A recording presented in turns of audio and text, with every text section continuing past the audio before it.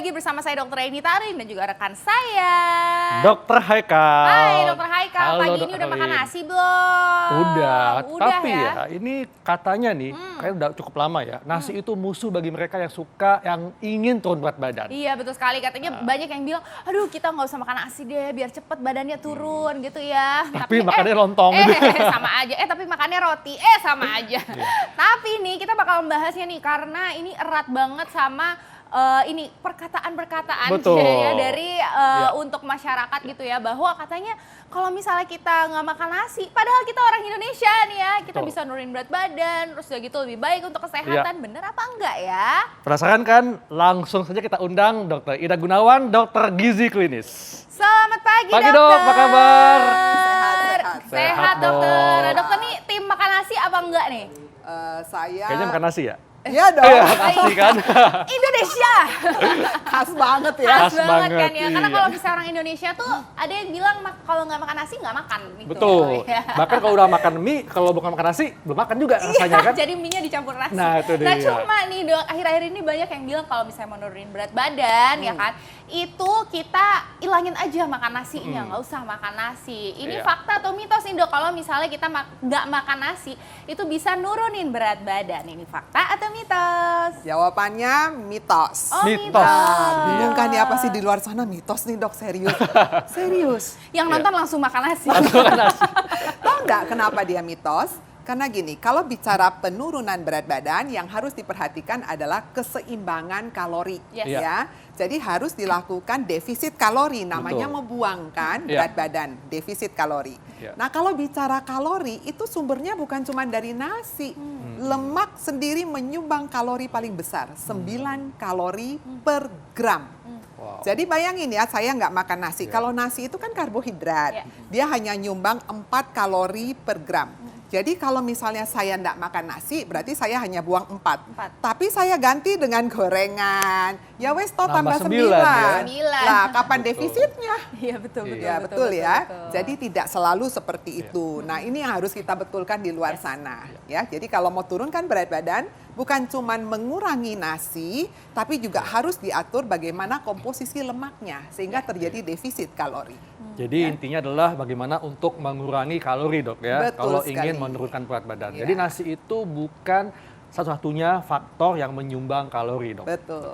Nah ini juga ada dok yang mengatakan bahwa kalau orang yang tinggi aktivitasnya, sebaiknya cukup konsumsi nasi. Ini fakta atau mitos? Mungkin karena nasi ini menyumbang kalori yang Betul. cukup banyak dok. Ya, ya, ini sebetulnya betul ya. Ini fakta ya. Fakta. Ya, jadi gini, kalau kita bicara karbohidrat dulu kecil kan kita selalu bicara karbohidrat digunakan oleh tubuh sebagai Sumber sumber tenaga. kalori, ya, sumber tenaga ya. Jadi salah satu karbohidrat adalah nasi dan nasi itu komposisinya adalah disakarida kalau kita belajar. Ya. Lalu nanti dipecah menjadi glukosa dan glukosa ini digunakan oleh tubuh sebagai sumber energi yang cepat sekali.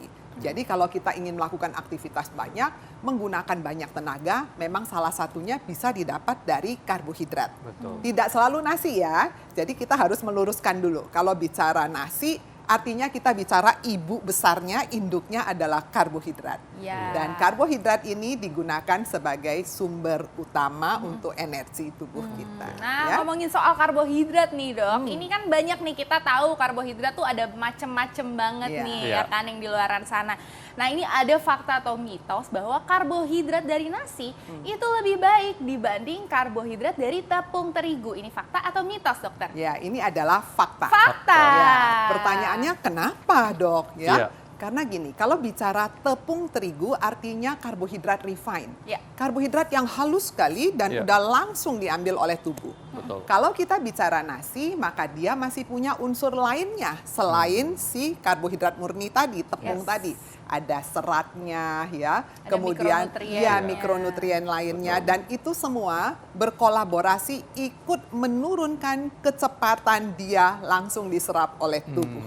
Ya, jadi makanya kenapa kalau kita melihat karbohidrat nanti kita banyak membaca, oh karbohidrat itu dikenal sebagai ada unsur glycemic index atau indeks glikemik misalnya. Dan itulah yang menghitung kecepatan suatu karbohidrat begitu kita makan langsung diambil oleh tubuh dan diubah menjadi gula.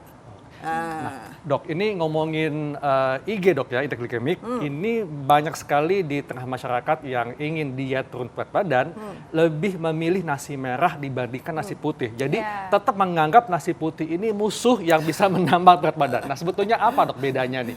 Maksudnya apakah kita tetap bisa konsumsi nasi putih untuk diet atau bagaimana? Ya, kalau itu adalah benar ya di luar sana. Jawabannya sebetulnya tetap bisa mengkonsumsi nasi putih ya untuk diet kita. Yang penting Anda mesti ingat, kalau bicara diet artinya bicara defisit kalori kalau mau turunkan berat badan ya. Kalau mempertahankan berat badan ya kalori yang seimbang pastinya. Nah, kalau kita bicara defisit kalori artinya kan bukan cuma nasi di situ ya. Dan kalau orang-orang tuh suka berpikir gini, dok, kalau gitu saya makan nasi boleh banyak dong ya kalau gitu. Nah, kita coba supaya gulanya tidak cepat langsung naik. Maka kita pilihlah jenis karbohidrat yang kompleks. Salah satunya adalah nasi-nasi yang berwarna tadi. Nasi brown rice, nasi hitam, black rice, atau nasi merah. Kenapa? Apa bedanya dok? Karena warna-warna itu mencerminkan adanya serat dia yang lebih tinggi.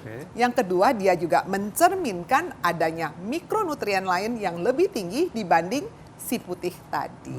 Antioksidannya juga lebih tinggi. Ya, dok, betul sekali. Oke, nah dok, ini ngomongin soal karbohidrat lagi nih dok. Banyak yang orang-orang yang memang pengennya turunin berat badan, kita no karbohidrat at all. Jadi nggak makan nasi, nggak makan tepung-tepungan gitu ya. Pokoknya karbohidrat lain, singkong dan sebagainya itu benar-benar mereka eliminasi gitu ya. Jadi benar-benar makannya sayur, buah dan juga proteinnya aja gitu. Nah, itu sebenarnya nih dok, gimana ya? Apakah ini ada dampak nih pada akhirnya nih untuk kesehatan? Ya, jawabnya betul ya. Jadi tidak boleh kalau kita berdiet kita bikin nol karbohidrat. Nggak boleh.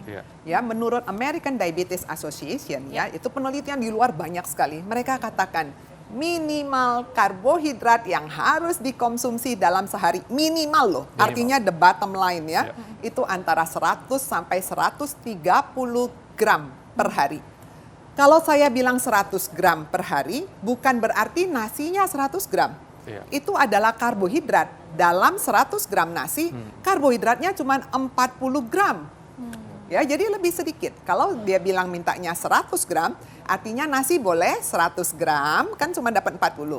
Kita ambil dong dari buah dan sayur. Buah dan sayur juga banyak karbonnya.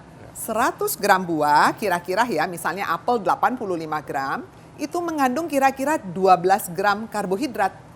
Jadi kalau sehari kita makan apel 1, pisang 1, kemudian pepaya 1, 140 gram, pisang kira-kira 50, and apel 85 gram, atau pukul rata kira-kira 100 gram.